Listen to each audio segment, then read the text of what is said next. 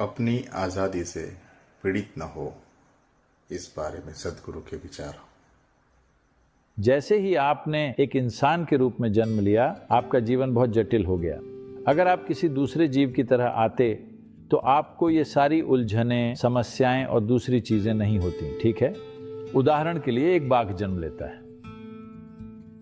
अगर वो बस ठीक से भोजन करे तो वो एक अच्छा बाघ बन जाएगा।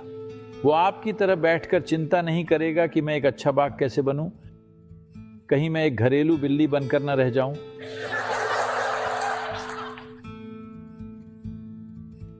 ऐसी कोई समस्या नहीं है, है ना? बस पर्याप्त भोजन मिल जाए, वो एक अच्छा बाघ बन जाएगा।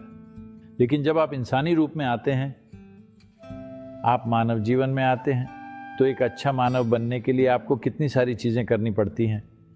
ऐसा इसलिए है क्योंकि सभी दूसरे जीवों के लिए प्रकृति ने उनके जीवन की दोनों सीमाओं को सील कर दिया है। विकास का मतलब है कि आपके लिए केवल एक सीमा सील है, दूसरी सीमा खुली हुई है। अब ये एक अद्भुत संभावना है कि ये खुली हुई है, लेकिन यही है जिससे मानवता जूझ रही है। इसलिए आपके कष्ट की वजह बंधन नहीं है, आपके कष्ट की वजह है आपकी आज़ादी। आज़ादी ही समस्या है, क्योंकि एक इंसान अपने जीवन के हर क्षण ये चुनाव कर सकता है कि उसे अभी कैसा होना है।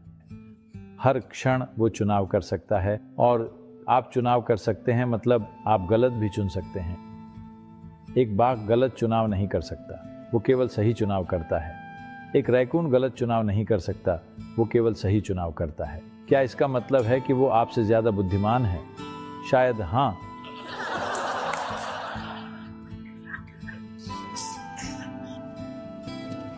क्योंकि वो चुनाव कर ही नहीं सकता।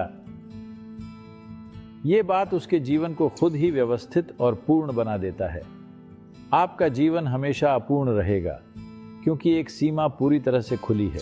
ये कुछ भी बन सकता है, आप चाहें जो भी बन जाएं, फिर भी आपको लगेगा कि आप अपर्याप्त हैं, क्योंकि इंसान इस मुकाम तक विकसित हो गया है जहां परम तत्व से कम कुछ भी उसे संतुष्ट नहीं करेगा।